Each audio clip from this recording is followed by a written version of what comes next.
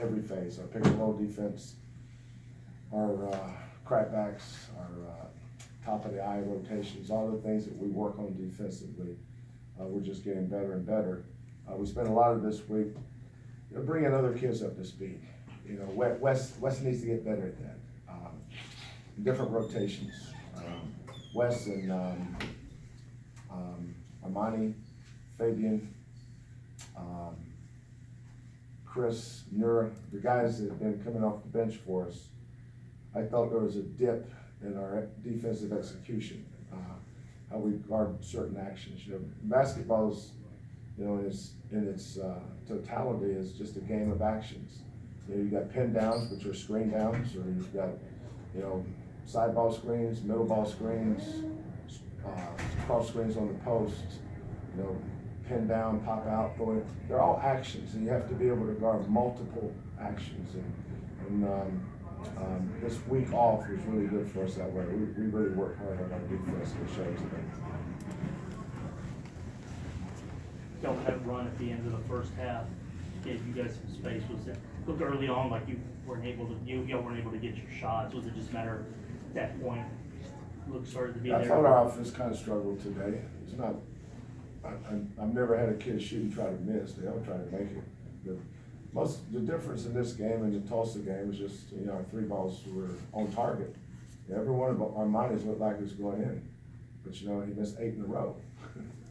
Ball's not going in. The game always looks a little choppy, but I don't care about that. That's why you don't hang your hat on making threes. You better hang your hat on something you can depend on that can travel. We'll have the next game we play in here. We may make 15 threes. Who knows? But that's not what's going to win big games for you. We didn't beat Wichita State because we made a bunch of threes. We didn't beat Arkansas. Every big game we've won this year is because our defense has been really good, and that's what we focus on.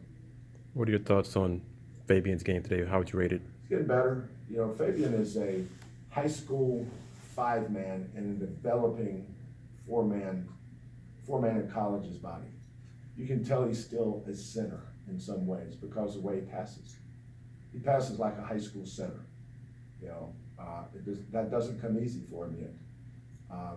There's a lot of areas he's improved in tremendously, but Fabian's got to improve his decision-making skills when he has the ball. Turns the ball over way too much. A lot of that's been a inexperienced freshman playing in places on the floor that he's just not completely comfortable with. And understand, if you put him in high school today, he'd be a little bit better in high school today than he was this time last year. He's come a long way, but he's got a long way to go. And Fabian's going to get a lot better. Don't look at him and say he's good. No, look at him and say he has a chance to be really good. Kelvin, looking ahead, you've been to some tough places this year, Wichita State, but Cincinnati, I believe they still have that home winning streak going, and it's just there's a different atmosphere there. Can you kind of talk about what's up next and how right now they're leading the conference? It's a big challenge for you guys. Yeah, well, all good teams win at home. There's a reason why we're 10-0 at home. I don't. If you've got a good team, you're going to win your home games. I'm not focused on beating Cincinnati. That don't start and end my thoughts on them with that statement. I want to get better in certain areas, and if we do, we can go compete. But Cincinnati, up to this point, obviously is the best team in our conference, and they should be. They're a lot like SMU was last year. SMU had four seniors. Or 4 guys that were in their last year of college ball that had been together a long time. Clark, Washington, Evans, Jennifer, those guys have been together a long time. Our guys have been together, 5 months? Those guys have been together, Clark's a senior. If you ask me who's been the best player in this conference up to this point in time, I would say Clark. It has nothing to do with the statistics. It's how he impacts winning the game. Rob Gray, Landry Shamet, Shake Milton, you make arguments for all those guys. But as far as I'm concerned, the guy that impacts his team winning more than anybody else, is Clark. His stats is never gonna look great because of their style of play. You know, they play team basketball. It was kind of like Florida. When Florida had Joakim Noah and Al Horford and Corey Brewer and all those guys, I think they all averaged between 9 and 12 points a game. So individual stats is never going to be a big deal for mixed teams. But there's nobody that impacts winning at both ends in our league. It's as many different facets at both ends as Gary Clark. I absolutely love that kid.